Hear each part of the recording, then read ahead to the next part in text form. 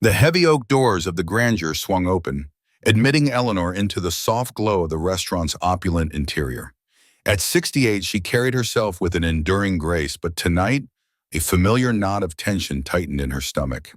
It was Arthur's birthday dinner, and while she cherished any opportunity to see her daughter Clara, these gatherings always felt less like family celebrations and more like carefully choreographed social obligations. She spotted their table in a secluded alcove, Arthur already holding court, his laugh echoing a little too loudly. He was a man who exuded an aura of self-made success, his suits always impeccable, his demeanor always in control. Yet, beneath the polished surface, Eleanor often felt a coldness she couldn't quite articulate, a subtle dismissal that chipped away at her spirit. As she approached, Arthur merely nodded, a perfunctory gesture that barely registered as a greeting. "Eleanor, you made it."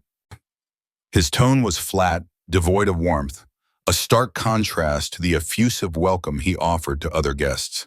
It was a familiar pattern, one that instantly reminded her of the chasm that had grown between them over the years. He made her feel like an interloper, a relic from a past he preferred to ignore, a past where her late husband, Robert, had been a loving father figure, far different from Arthur's own distant father. Clara, bless her heart, rose quickly to hug her mother, her embrace a fleeting comfort. "Mom, you're here. We saved you a seat." But even Clara's smile seemed a little strained tonight, her eyes darting between Eleanor and Arthur. Eleanor settled into her chair, a quiet observer in what felt increasingly like someone else's family portrait. The dinner progressed with forced pleasantries and the clinking of silverware against expensive china. Arthur monopolized conversations, recounting his latest business triumphs, his words weaving a narrative of relentless ambition and shrewd dealings. Eleanor listened, her mind drifting to Robert, to evenings filled with genuine laughter and heartfelt conversations. She missed his easy warmth, the way he would bridge any awkward silence, the unwavering support he had always offered. Then came the toasts. Glasses clinked, voices rose in praise of Arthur's accomplishments, his generosity, his undeniable charm. Eleanor tried to keep her expression neutral, a polite smile plastered on her face. Arthur, basking in the adoration, raised his own glass, his eyes sweeping across the table before landing on Eleanor, a glint of something sharp in their depths. The room quieted, expectant. And finally he announced, his voice carrying an edge of mock sincerity, "To Eleanor, the mother-in-law nobody wants around." A collective gasp, then an uncomfortable silence descended upon the table. A few nervous titters followed, quickly stifled. The air thickened, heavy with the weight of his words. Eleanor felt a cold shock, a visceral punch to her gut. The words hung in the air, blunt and cruel, stripping her bare in front of family and acquaintances.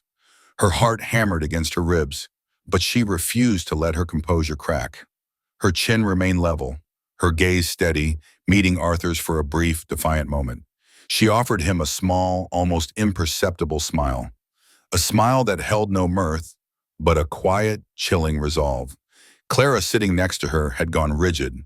Her eyes were fixed on her plate, her fork tracing an invisible pattern on the rim, a silent act of capitulation that wounded Eleanor more deeply than Arthur's public insult ever could. No one came to her defense. No one challenged Arthur. The moment passed, leaving a bitter taste in Eleanor's mouth. Later that night, the silence of her own home felt both crushing and liberating. The memory of Arthur's words, Clara's averted gaze, replayed in her mind, a relentless loop of humiliation. She wandered into Robert's study, a room she rarely entered anymore, still thick with the scent of old paper and Robert's pipe tobacco. She found herself sifting through stacks of documents, a task she had postponed for too long. Old tax returns, faded photographs, his meticulously organized financial statements. It was a comfort to touch his things, to feel connected to the man who had always been her anchor. As she shuffled through a file labeled Investments and Loans, a document caught her eye. It was a business loan agreement, dated several years prior. Robert's signature was clear, beautiful in its familiarity, confirming his role as a co-signer. The borrower was Arthur's firm. Eleanor's eyebrows furrowed. This wasn't new. Robert had mentioned helping Arthur get started years ago, a generous act of familial support. But further down, A small addendum dated just 6 months after Robert's passing extended the loan for another 5 years. A cold dread spread through Eleanor. Robert had been gone for over a year and a half. How could this loan have been extended after his death? And more importantly, without her knowledge. As Robert's sole executor, responsible for managing his estate, every financial decision, every legal binding should have passed through her. The implication hit her like a physical blow. Arthur had somehow managed to extend a loan under Robert's name, essentially using her late husband's credit and legacy without her consent, possibly even illegally. The audacity, the disrespect was staggering. It wasn't just money, it was a profound violation of trust, a manipulation of Robert's good name. The earlier humiliation at dinner, the sting of Arthur's words, suddenly coalesced into a sharp, focused anger. He had not only insulted her publicly, but he had also been quietly exploiting her late husband's generosity. Without a moment's hesitation, her resolve hardening into steel, Eleanor reached for the phone. It was late, but the bank had an emergency line. She recited Robert's account details, her voice calm and steady despite the tempest raging within her. "I am Eleanor Vance, Robert Vance's executor," she stated, her voice imbued with an authority she hadn't realized she possessed. "I am calling to inform you that the extension on the loan associated with Arthur Sterling's firm, account number XXX, was made without my knowledge or consent. As the executor of Mr. Vance's estate, I am revoking that extension immediately and requesting a full investigation into how this occurred." There was a momentary pause on the other end, then a flurry of typing. The bank representative, after some initial confusion, quickly understood the gravity of the situation. As the executor, Eleanor held the legal power. Within minutes, she was assured that the loan extension would be canceled, effective immediately, and the matter would be escalated to their legal department. Arthur Sterling's firm would be notified first thing in the morning that their credit line had been frozen. Hanging up the phone, Eleanor felt a strange mix of emotions. A profound sense of power, cold and precise, settled over her. Justice, she thought, had a quiet way of making its presence known. The insult at dinner, the years of subtle slights, Clara's silence, they all fueled this decisive, unhesitating action. But beneath the vindication, a new kind of tension began to hum in the air. She knew this was just the beginning. Arthur would not take this lightly. The calm was deceptive. A storm was brewing. As if on cue, her phone buzzed, vibrating on the polished surface of Robert's desk. Clara's name glowed brightly on the screen, a beacon signaling the impending confrontation. Eleanor picked up the phone, a quiet strength emanating from her, ready to face whatever came next. The jarring ring of the telephone shattered the pre-dawn quiet, pulling Eleanor abruptly from a restless sleep. Her digital clock glowed 6:17 a.m. Who could possibly be calling at this hour? Dread, cold and sharp, coiled in her stomach even before she answered. It was Clara, her voice a furious, trembling torrent. "Mom, what have you done? They're pulling his financing. Arthur just called me. He's frantic." Eleanor held the receiver away from her ear for a moment, absorbing the shock, then brought it back, her own voice steady, remarkably calm. "Clara, please lower your voice. What are you talking about?" She already knew, of course. The satisfaction, a thin, icy thread, ran through her veins. "The bank, they've frozen his accounts. His business, Mom, it's collapsing because of you." Clara's words were laced with hysteria, her usual composure utterly shattered. "He says you called them last night. Is this true?" "Yes, it is," Eleanor admitted, her voice devoid of emotion. She sat up in bed, pulling her robe tighter around her. "I discovered an irregular extension on a loan under your father's name, co-signed for Arthur's firm, that was made after your father's death without my knowledge or consent as executor. It was an oversight, Clara, one I had to rectify." She presented it as a purely administrative matter, a necessary step in the proper financial management of your father's estate. She couldn't tell Clara the real reason, not yet. Not about the public humiliation. Not about the deep-seated insult to Robert's memory. That anger, that sense of betrayal was hers alone for now. Clara scoffed, a raw, disbelieving sound. "Proper financial management? Don't pretend this is about paperwork, Mom. This is about that toast, isn't it?" He made a joke, a stupid, insensitive joke, and you're destroying his life over it. You're being petty and vindictive. The accusation stung, yet Eleanor held firm. It was more than a joke, Clara, she said quietly. But Clara wasn't listening. He's devastated, Mom. This could ruin everything. Our life, Amelia's future. Do you know what you've done? Clara's voice cracked with despair and anger. If you do this, if you don't undo this, I don't know if I can ever speak to you again. I mean it. I can't have this kind of negativity in my life, in my family. The threat hung heavy in the air, a sword poised over their already fragile relationship. Eleanor's heart ached. The thought of losing Clara, her only child, was a pain unlike any other. But the image of Arthur's smug face, his cruel words, and the audacity of his financial deception stiffened her resolve. She had to protect Robert's legacy, even if it meant risking her daughter's love. As Eleanor dressed, the morning light slowly filtering through her bedroom window, her mind drifted back to other instances, small at first, then larger, where Arthur's financial dealings had raised a flicker of unease. Robert, always the generous one, had been quick to lend a hand, especially when it came to family. She remembered conversations where Arthur would ask for another investment, another small bridge loan for his expanding ventures. Robert, ever the diligent businessman, would ask pointed questions, but Arthur was always evasive, charmingly so, deflecting with grand visions and promises of future returns. "Don't worry your head, Robert," he'd say, a hand clapped jovially on her husband's shoulder.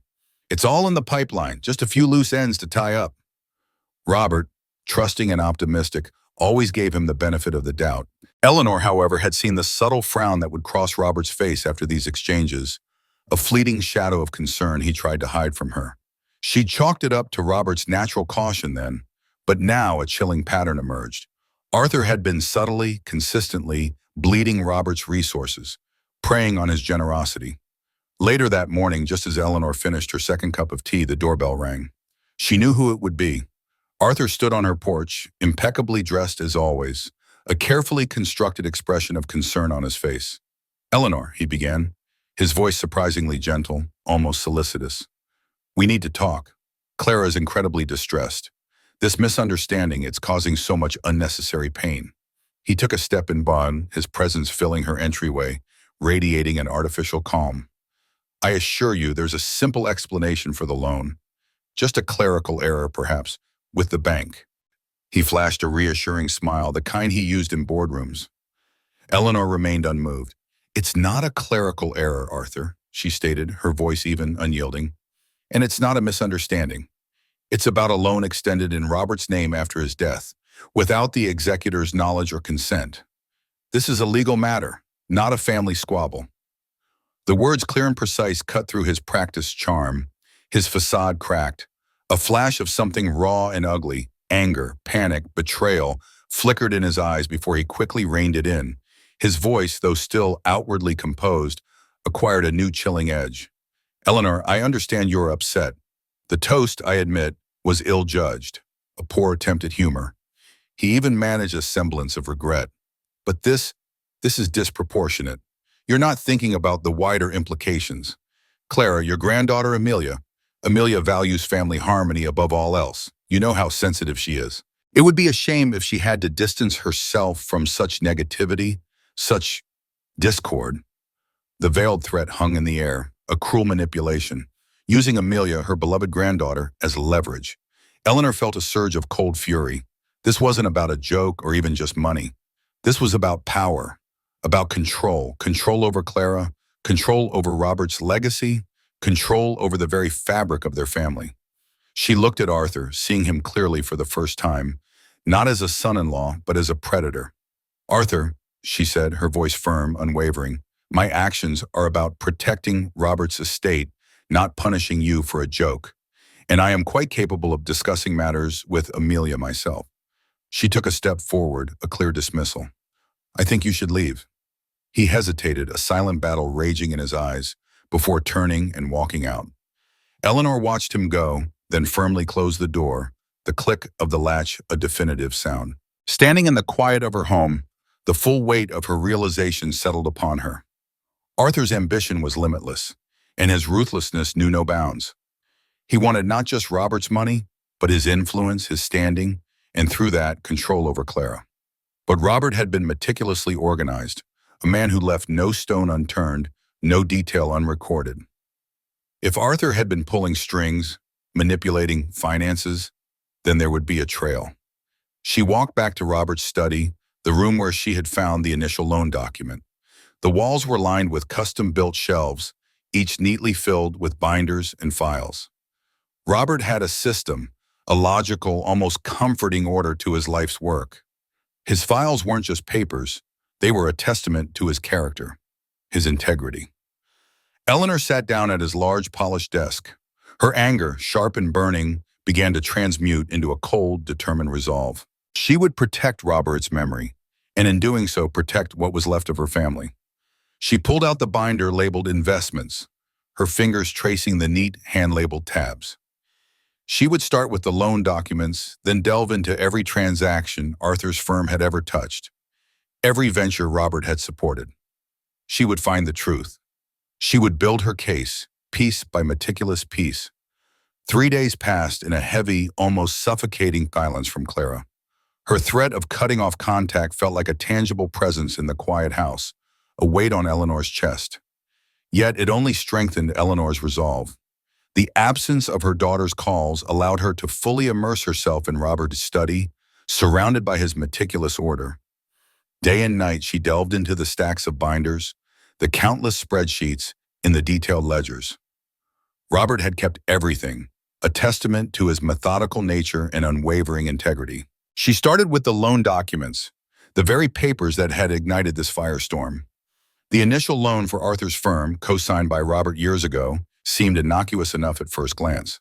But as Eleanor cross-referenced it with other financial statements, investment portfolios, and communication logs, a disquieting pattern began to emerge. Robert's careful annotations, often cryptic notes in the margins, hinted at underlying concerns. He had meticulously tracked every penny, every investment, every return. And for Arthur's ventures, the returns seemed suspiciously inconsistent, often delayed or simply non-existent, explained away by vague market fluctuations or unexpected project delays. Eleanor, though not a finance expert, possessed a sharp mind and a keen eye for detail. The more she dug, the more she saw Arthur's shadow stretching across Robert's once pristine financial landscape, a subtle manipulation that had been almost imperceptible to the trusting eye. Just as the enormity of her task began to feel overwhelming, a familiar face appeared at her door. David Miller, Robert's oldest friend and former business partner, stood on her porch, a cardboard box tucked under his arm. David, with his kind eyes and gentle demeanor, had been a pillar of support after Robert's death. "Eleanor," he greeted, his voice warm with genuine concern. "I haven't heard from you in a while. I was going through some old files from the office, and I found this box. Thought you might want to look through Robert's personal notes from our partnership days. He always kept his own records separate, you know how he was." Eleanor invited him in, a sense of relief washing over her. She desperately needed someone to talk to, someone who understood Robert. As David settled into the living room, she noticed the slight unease in his eyes. "David," she began, "there's something I need to tell you." He nodded, his gaze solemn. "I have a feeling there is, and I think I might know what it's about." He paused, then continued. "Robert came to me about 4 years ago. Remember that big loan he co-signed for Arthur's firm? The one that supposedly launched Arthur's big innovation project?" Eleanor nodded, a knot forming in her stomach. "Robert was worried, Eleanor. He said the numbers didn't add up.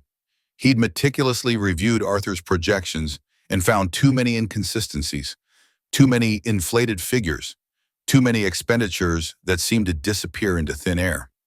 Eleanor stared at him, a cold wave washing over her. "He never told me." "No," David confirmed.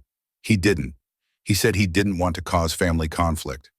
He said he would handle it quietly, try to understand what was really going on, but he didn't want to upset Clara or you. He always put family first, even when he suspected something wasn't quite right." Robert, ever the peacemaker, ever shielding her from unpleasant truths. The realization hit Eleanor with the force of a blow. Robert hadn't been oblivious. He had been protecting them, silently wrestling with his suspicions. With renewed urgency, Eleanor recounted everything to David. The humiliating toast, Arthur's cruel words, her subsequent discovery of the unauthorized loan extension, her decisive call to the bank, and Arthur's thinly veiled threats.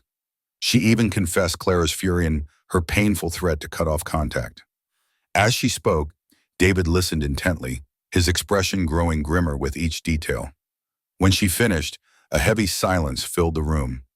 David finally spoke, his voice low, tinged with a quiet anger. I suspected as much. Arthur's been running a shell game, Eleanor. He's been using Robert's good name, his reputation, and his capital to prop up his own illusion of success. He sighed, running a hand through his thinning hair. Remember when Arthur approached me a few years back, tried to get me to invest in one of his groundbreaking ventures? I looked at his books, Eleanor. I saw the red flags then. It was a classic Ponzi scheme setup. Eleanor felt a chill spread through her. A Ponzi scheme? The words sounded too sinister, too theatrical for their quiet lives. David nodded grimly. Yes, he uses new investor money to pay off earlier investors, creating the illusion of profitability. He inflates project costs, redirects funds, invents phantom subsidiaries. Robert's co-sign-in loans, his initial investments, they weren't just seed money. They were crucial to sustaining Arthur's house of cards. He was using Robert's credibility to draw in others, and Robert's money to pay off his earlier debts and fund his extravagant lifestyle. He gestured to the box he'd brought. After Robert died, I went back through some of our old joint files, just out of curiosity. I found evidence of Arthur's past manipulations that Robert had meticulously documented. He wasn't just worried, he was gathering proof. Robert had a system for everything, including a contingency file for when things went south. He must have been building a case, quietly, hoping he wouldn't have to use it. David pulled out a thick manila envelope from the box. Here, look at this. These are bank statements, investment reports, and communication logs from Arthur's early days. Robert kept copies of everything. And here, he pointed to a detailed spreadsheet. This is Robert's own calculation of what Arthur actually owes, not just what he borrowed directly, factoring in diverted funds, inflated invoices, and the leveraging of Robert's assets. My estimate is that Arthur has swindled at least $2 million. Eleanor stared at the number, utterly aghast. $2 million. It was an astronomical sum, far more than she could have ever imagined. Her initial anger at Arthur's disrespect and his exploitation of Robert's name now morphed into something deeper, colder, and infinitely more dangerous. He wasn't just a petty opportunist, he was a criminal. And he had continued his machinations even after Robert's death, shamelessly leveraging her late husband's good name, his legacy, to fuel his deceitful empire. The thought sickened her. He used Robert, she whispered, her voice barely audible, even after he was gone. David placed a comforting hand on her arm. He did, Eleanor. But Robert wasn't fooled. And now neither are we. His eyes held a steely resolve. We have everything we need to expose him. Robert ensured that. Eleanor looked at the files, then at David. A fierce determination ignited within her. This wasn't just about financial management anymore. It was about justice. For Robert, for their family, and for every unsuspecting person Arthur had undoubtedly conned. The afternoon bled into evening as Eleanor and David worked in a focused, almost meditative silence. Robert's study became a war room filled with the rustle of papers, the soft clicks of a calculator, and the occasional murmur of explanation from David. Together, they meticulously pieced together the fragments of evidence, aligning bank statements with investment reports, cross-referencing Robert's handwritten notes with official documents. Each unearthed discrepancy, each falsified invoice, each ghost project added another brick to the towering wall of proof against Arthur. The sheer scale of Arthur's deception was staggering, far beyond what Eleanor had initially imagined. It wasn't just a few manipulated loans. It was a sophisticated web of fraud, meticulously constructed and maintained, all under the guise of legitimate business. By the time dusk cast long shadows across the room, they had compiled a comprehensive case. A thick binder now sat on Robert's desk, filled with copies of damning evidence, a chronological timeline of Arthur's deceit, and a conservative estimate of the millions he had swindled. David leaned back, rubbing his temples, a weary but determined expression on his face. "Eleanor," he said, his voice grave, "we have enough. More than enough. You essentially have two options now." He held up two fingers. "First, we can take this directly to the authorities. The police, the FBI, the SEC. This is white-collar crime on a grand scale, and the evidence is overwhelming. They'll build a case, arrest him, and he'll face serious charges." Eleanor felt a knot of dread tighten in her stomach. The thought of exposing Arthur in such a public, legal manner, of dragging Clara and Amelia through a devastating scandal, filled her with a profound terror. The implications for their family, for their reputation, were immense. "Or," David continued, "you can confront him directly. Present him with this evidence. Lay out his options. Demand restitution, insist he unwind his schemes, threaten exposure if he doesn't comply." David paused, his gaze fixed on Eleanor. "Both options are fraught with risk, Eleanor. Arthur is a cornered animal, and cornered animals are dangerous. If you go to the authorities, he could try to flee, or worse, retaliate. If you confront him privately, he might try to deny everything, manipulate you further, or lash out. What he's done has become his entire identity. He won't give it up easily." Eleanor felt a cold sweat prickle her skin. The choices were stark, terrifying. A public spectacle that would shatter her family's world, or a private confrontation that could escalate into something far more volatile. She sat in silence, the weight of the decision pressing down on her. Just as she was trying to formulate a response, her phone buzzed with an incoming text message. It was from an unknown number. Her heart pounded, a premonition settling over her. She opened it. The message was short, brutal, and unmistakably from Arthur. "Stop digging or Clara learns things about Robert that will destroy her memory of her father." A chilling wave swept over Eleanor, but it wasn't fear. It was a strange, almost serene calm. He wasn't just threatening her, he was threatening Robert's memory, trying to tarnish the good name of the man she loved, the man he had so shamelessly exploited. The audacity, the calculated cruelty of it, extinguished any lingering doubt, any shred of fear she had. He wasn't just trying to protect himself, he was trying to destroy. With a defiant resolve that surprised even herself, Eleanor typed a single word. "No." She sent it, watching the blue bubble disappear, a silent declaration of war. She looked at David, her eyes blazing with a newfound determination. "I'm not going to the authorities yet," she stated, her voice firm, unwavering. "And I'm not going to let him threaten Robert's memory. I'm going to confront him, my way." David looked at her, his expression a mix of admiration and concern. "Eleanor, are you sure? He's proven himself to be utterly ruthless.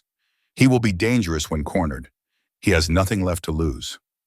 "I am sure," Eleanor replied, her jaw set. "He used Robert. He used Robert's trust, his kindness, his name. He insulted me publicly, and he tried to blackmail me with my own daughter. He will answer to me." She began to select the most damning pieces of evidence from the binder, arranging them neatly into a slim, unassuming folder. The original loan document, the fraudulent extension, the bank statements showing diverted funds, Robert's own meticulous notes highlighting the discrepancies. This was her arsenal. Then she picked up her phone and dialed Clara. The ringing seemed louder than usual in the quiet study, each pulse a testament to the chasm that had opened between them. Clara's voice, when she finally answered, was cold, clipped. "What do you want, Mom?" "Clara," Eleanor began, her voice even, controlled. "I need you to come over. Tomorrow, at noon." "I don't think that's a good idea, Mom," Clara replied, her voice laced with bitterness. "Arthur says you're trying to ruin him, and I don't need to be caught in the middle of your vendetta." "This isn't a vendetta, Clara," Eleanor said, her voice softening slightly, a desperate plea underlying her calm tone. "This is about your father. This is about what Arthur has done, not just to me, but to Robert, to his legacy, to our family. You can choose not to listen. You can hang up this phone and never speak to me again. But if you do, if you refuse to hear what I have to say, I promise you, you will regret it for the rest of your life." The silence on the other end stretched, heavy and uncertain. Eleanor held her breath, every fiber of her being aching for her daughter. Finally, Clara's voice, small and fragile, broke the quiet. Tomorrow, noon, your house. The line clicked, a fragile thread connecting them, or perhaps on the verge of snapping entirely. Eleanor hung up, her hand trembling slightly. The stage was set. This story is getting intense, isn't it? If you're on the edge of your seat like I am, make sure to hit that like button, share this story with someone who needs to hear it, and subscribe so you don't miss the dramatic conclusion. A heavy, bruised sky hung over Eleanor's house, and a thunderstorm raged, mirroring the turmoil in her own heart. Rain lashed against the windows, and the wind howled a mournful tune. Inside, Eleanor moved with a frantic energy, arranging the damning files on Robert's study desk. She rehearsed her words, trying to anticipate Clara's reactions, steeling herself for the inevitable pain and anger that would surely follow. She wanted to present the truth clearly, unequivocally, yet with a tenderness that might reach her daughter through the years of Arthur's manipulation. The doorbell chimed, startling her. It was barely 11:30, too early for Clara. When Eleanor opened the door, a woman stood on her porch, drenched but resolute. "Eleanor Vance?" the woman asked, her voice raspy but firm. "My name is Samantha Brooks. I was Arthur Sterling's business partner before he ruined me." Eleanor, recognizing the name David had mentioned, stepped aside to let her in. Samantha, though a few years younger than Clara, carried a weary air of someone who had fought hard and lost much. "David Miller called me," Samantha explained, her eyes hard with a simmering anger. "He said you were building a case against Arthur. I have something that might help." She pulled a thick envelope from her soaked handbag. "Arthur didn't just swindle investors, he embezzled from our firm, then systematically framed me for the missing funds. He destroyed my reputation, made sure I lost everything. My career, my savings, my standing in the community. It took me years to even begin to piece my life back together." "He's a master at shifting blame, Eleanor," Samantha warned, her gaze piercing. "Once he realizes intimidation won't work, he'll try to discredit you, to paint you as a bitter, unstable old woman. He'll say you're lying, that you're vengeful, you need to be prepared." Her words echoed David's earlier warnings. The envelope contained meticulously documented evidence, internal audits, falsified expense reports, emails showing Arthur's directives to reroute funds, all pointing to his calculated betrayal and her subsequent framing. It was a goldmine of additional proof, a testament to Arthur's long history of deception. Just as Samantha finished recounting her harrowing experience, the doorbell chimed again. Clara stood on the porch, her face tight with annoyance, a furrow between her brows. Her eyes narrowed instantly when she saw Samantha in the living room. "Mom, what is this? Who is this woman? I thought we were going to talk, just us. Is this some kind of ambush?" Her voice was sharp, accusatory. Eleanor stepped forward, placing a reassuring hand on Clara's arm. "No, Clara, it's not an ambush. This is Samantha. She's here to help me show you the truth." She guided Clara into the study, the folder of evidence already laid out. "Please, Clara, just 5 minutes. That's all I ask. Listen for 5 minutes, and if you still think I'm being petty or vindictive, you can leave, and I won't stop you." Clara hesitated, her gaze darting between Eleanor, Samantha, and the stacks of documents. The storm outside seemed to intensify, the thunder rumbling deep in the distance. Reluctantly, with a sigh of exasperation, Clara sat down, her arms crossed, her expression a mixture of anger and deep-seated suspicion. Eleanor began, her voice calm and measured, laying out the evidence piece by piece. She started with the initial loan Robert co-signed, then moved to the fraudulent extension after his death, pointing to Robert's own meticulous notes that indicated his growing unease. Samantha then seamlessly interjected, providing context from Arthur's earlier schemes, detailing how he would inflate project costs, create shell companies to siphon funds, and leverage the good names of his partners and investors to attract more capital. The proof was irrefutable. Bank statements showing misappropriated funds, forged signatures, contracts with non-existent entities, and a clear pattern of a classic Ponzi scheme. Clara sat motionless, her face pale, her hands slowly, almost unconsciously, tearing a tissue into tiny shreds. Her eyes, wide and disbelieving, darted from one document to the next, absorbing the overwhelming torrent of information. The glossy image of her successful, charming husband was being systematically dismantled before her very eyes, replaced by the grim reality of a deceitful, ruthless con artist.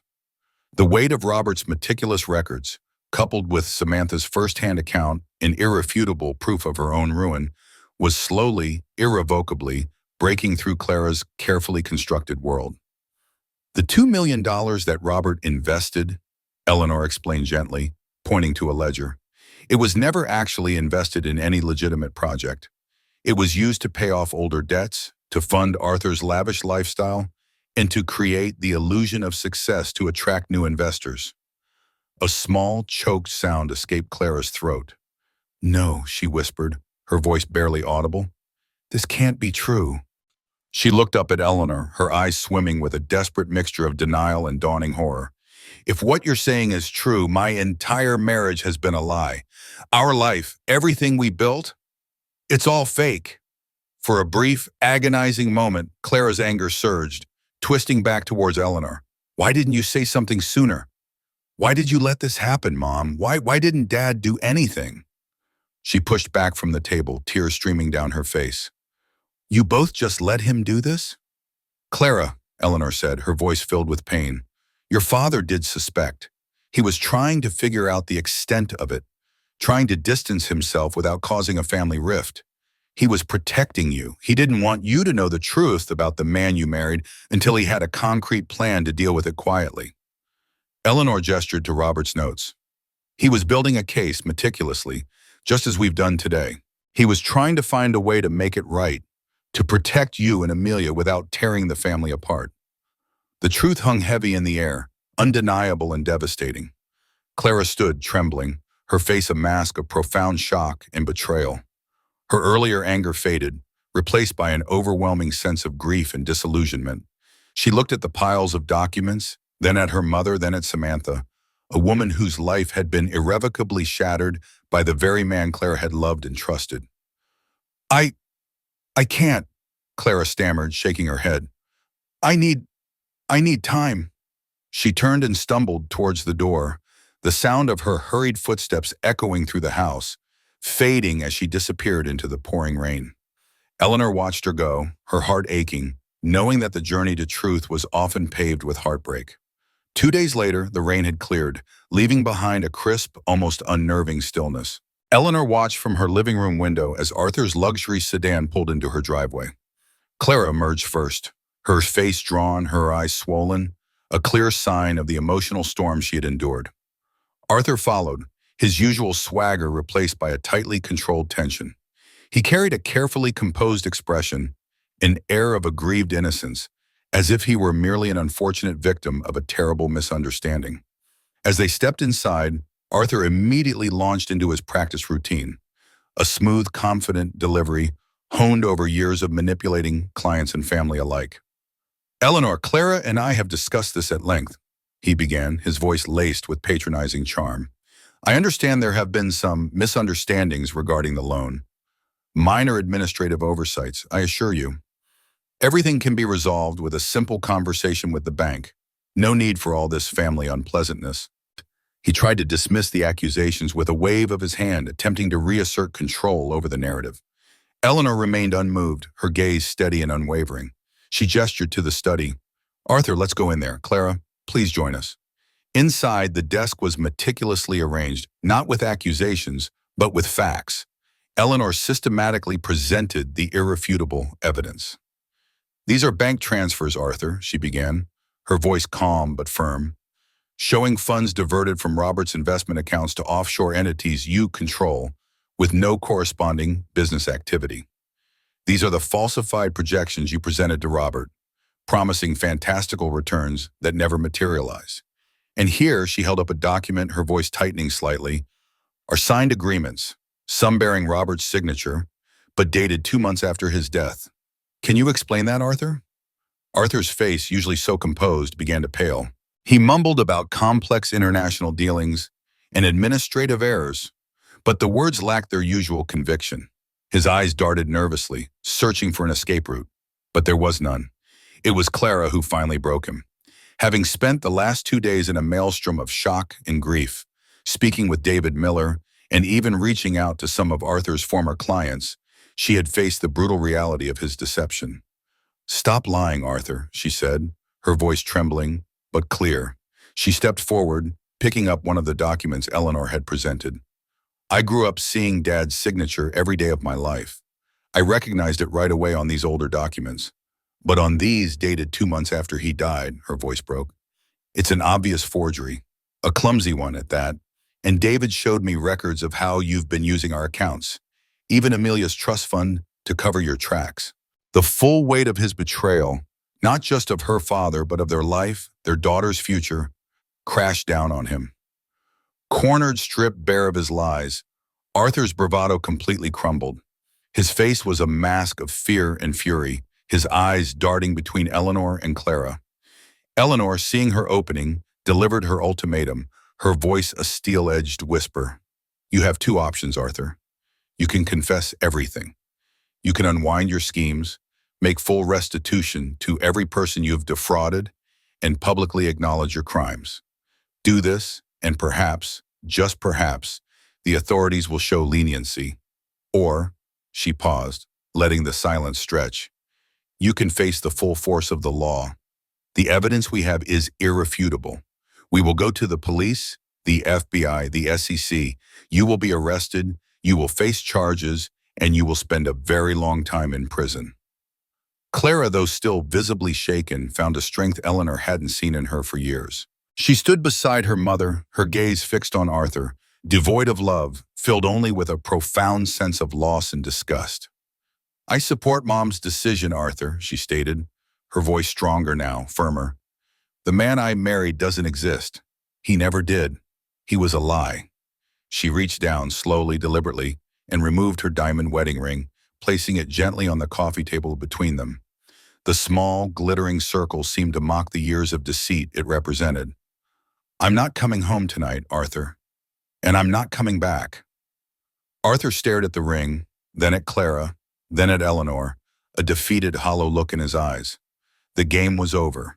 He turned abruptly and stormed out of the house, the front door slamming shut behind him, the sound echoing the finality of his departure. 6 months later, the dust began to settle. Arthur had initially attempted to disappear, emptying what remained of their joint accounts and fleeing the country. But with the comprehensive evidence Eleanor and David had compiled, and with Samantha's additional testimony, the authorities were relentless. He was eventually traced to a small coastal town in Mexico and was awaiting extradition to face charges for fraud, embezzlement, and forgery. Clara's divorce from Arthur was finalized, a quiet end to a tumultuous, fraudulent marriage. The initial shock had given way to a quiet determination. She had lost her husband, yes, but she had rediscovered her self-worth and her resilience. She had leaned heavily on Eleanor and David, and surprisingly had forged a strong bond with Samantha Brooks. Together, they found common ground in their shared experience and began exploring new opportunities. Clara, always bright and capable but overshadowed by Arthur's ambition, found her own confidence blossoming. She began working with Samantha, leveraging their combined business acumen and shared sense of justice to start a consulting firm that specialized in financial ethics and fraud prevention, helping others avoid the pitfalls they had experienced. One sunny afternoon, Clara came to Eleanor's house, a lightness in her step Eleanor hadn't seen in years. "Mom," she said, a genuine smile gracing her lips, "Samantha and I are officially launching our firm in California. We're doing well, and we've got a fantastic opportunity.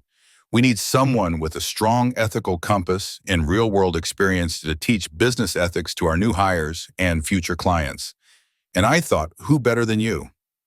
Eleanor looked at her daughter, tears welling in her eyes. The proposal wasn't just a job offer, it was an invitation, a symbol of their rebuilt, stronger bond, a new horizon for both of them. "To teach business ethics," Eleanor mused, a quiet smile spreading across her face. "I think I'd be very good at that." She had found her voice again, her purpose. Accepting the offer, Eleanor reflected on the journey. It had started with a single cruel toast, a moment of public humiliation that she had met with silent dignity. That silence, that quiet resolve, had been the first step in reclaiming her power, her voice, and ultimately, her family. She had found a new home, not just geographically, but within herself, a woman who stood firm, unyielding, and profoundly strong.